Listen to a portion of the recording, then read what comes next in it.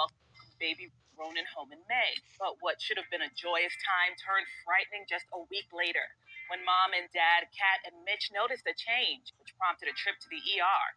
They told CBS News, "As soon as I walked into the hospital, he stopped breathing. He was fussier, he wasn't eating quite as well, and he had some redness on his chest." It got even scarier when Ronan started having seizures. At first, doctors were baffled as to what went wrong. 4 days later, he was diagnosed with virus.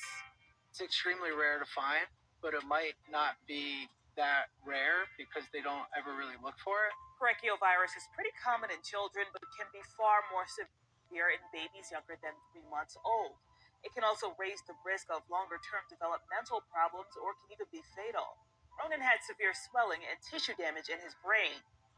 He didn't make it. Going from like the best days of our lives to, having our child die in our arms.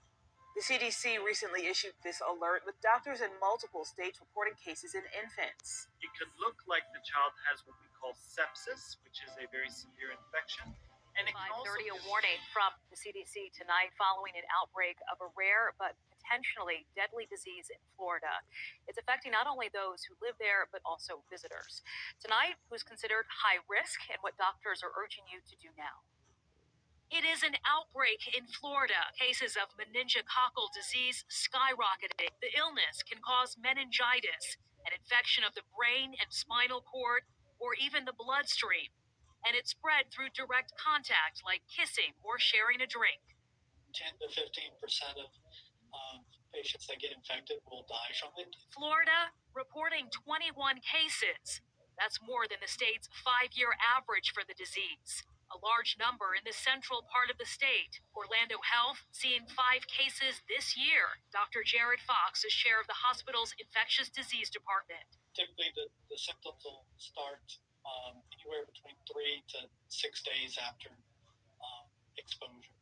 Those symptoms start out like the flu. Potentially deadly. A swimmer in Iowa was hit with a life-threatening infection of the brain. This so-called brain-eating amoeba is very rare, but also very deadly. What should you watch out for? CBS 58's Bill Walsh has that story. Brain-eating amoeba. It sounds scary, and it is scary if you get it, but you probably won't get it, and especially not if you follow one simple precaution. Luckily, the cases are super rare. Dr. Dan Shirley, medical director for infection prevention at UW Health, says the Naegleria fowleri amoeba thrives in warm water, so you aren't likely to contract it in Lake Michigan. It's related to water, fresh water being really quite warm. So usually later in the summer in smaller bodies of water like ponds and small lakes where the water temperature can get really warmer than usual. The amoeba doesn't actually eat brains like a zombie, but it does cause a deadly infection that destroys brain tissue. The CDC says there are only 5 known survivors of PAM, or primary amoebic meningoencephalitis. The circumstances have to be exactly right for someone to get this. You can't get... Florida have pushed the state's total infections to more than 370 now. And tonight, one local resident is sharing their horror story trying to combat this virus.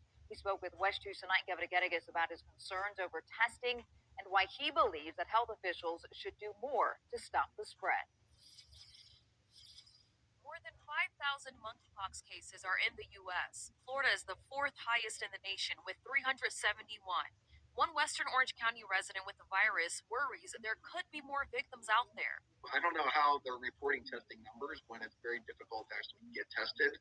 So that's why I reached out to West, because I felt like I'm kind of an unknown soldier. He didn't want to share his name or show his face during the interview. 2 weeks ago on a road trip, he and his partner stopped at a hotel. A week later, when they found rashes on their bodies, they thought about the sheets they slept in. The red marks were concerning, so that's what led me to go to urgent care. They didn't tell me I had to isolate, by the way. They provided no guidance. They basically said, this will just go away on its own. Urgent care told him he had monkeypox. I learned later that testing is 12 actually... people and 1 man has died. Health officials are warning residents to watch for symptoms and take steps to prevent the bacteria from growing. KTVU's Jana Katsuyama joins us now live from Napa after speaking with the county's health officer. Jana. Julie, here's why they're so concerned. Typically, in any year, they would have no more than 2 cases. This year, as you mentioned, 12 so far, and that's just been in the past 3 weeks. Somewhere in Napa is the answer to a mystery that Napa County health investigators are trying to solve. The source of this Legionella bacteria that has caused an outbreak in Napa County. Since July 11th, there have been 12 cases of Legionnaire's disease, and 1 man has died. A lot of these cases are people that have underlying medical conditions. So the average age is 69 years of age. Dr. Karen Maluccio, the Napa County health officer, says investigators with the Centers for Disease Control have come to Napa to help. They've sent a team that is helping